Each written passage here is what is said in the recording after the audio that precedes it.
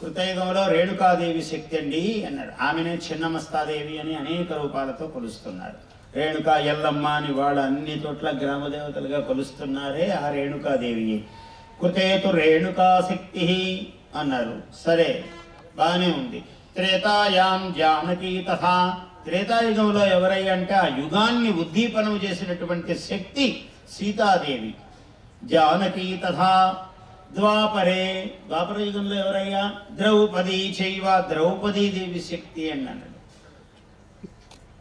ఇంకా కలియుగం, కలవు యుగే, కలియుగంలో ఎవరండి అన్నారు. ఎవరి పేరు చెప్తారని అందరికీ ఉత్కంఠ. ఏ ఒక్క పేరు చెప్పినా రెండో పేరు చెప్పకపోతే చెప్పేవాడికి సమస్య. అందుకని ఆయన కూడా ఋషులు వాళ్ళెంత గొప్పవాళ్ళు, మనస్తత్వ శాస్త్రంలో వాళ్ళు శిఖరాగ్రానికి వెళ్ళినటువంటి మహాత్ములు వాళ్ళు.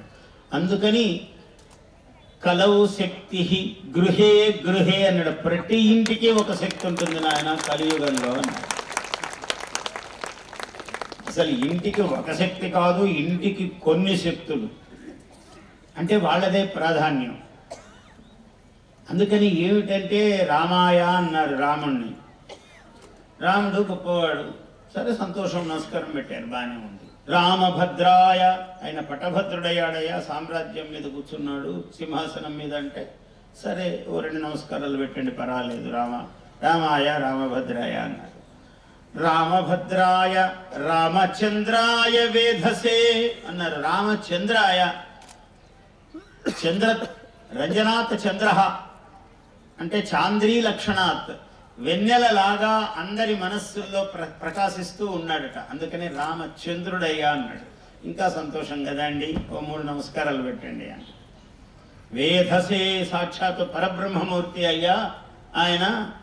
సంస్కృతంలో బ్రహ్మ అన్నాడు అంటే నపుంసకలింగ శబ్దం అది, అంటే లింగ వచన విభక్తులకు అతీతమైనటువంటి ఒక స్వరూపం.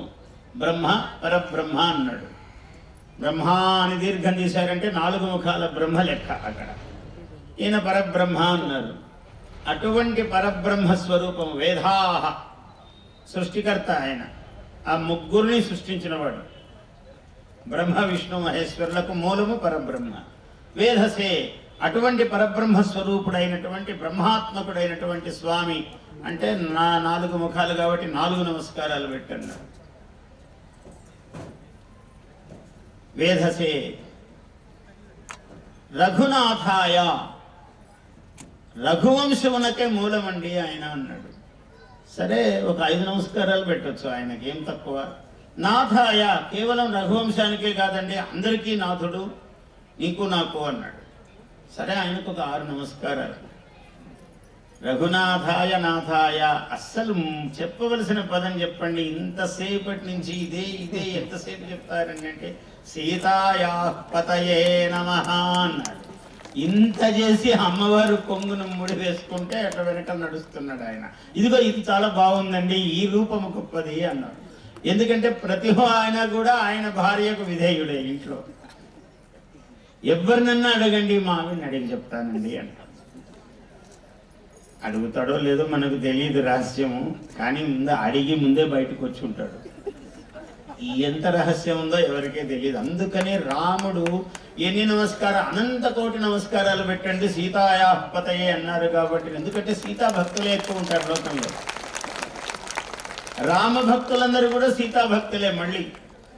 ఎందుకంటే రాముడికి కూడా అన్నం పెట్టాల్సిన తల్లి ఆమె కదా. మనకెవరు పెట్టాలి మరి? మనకేం రాముడు వడ్డిస్తాడా?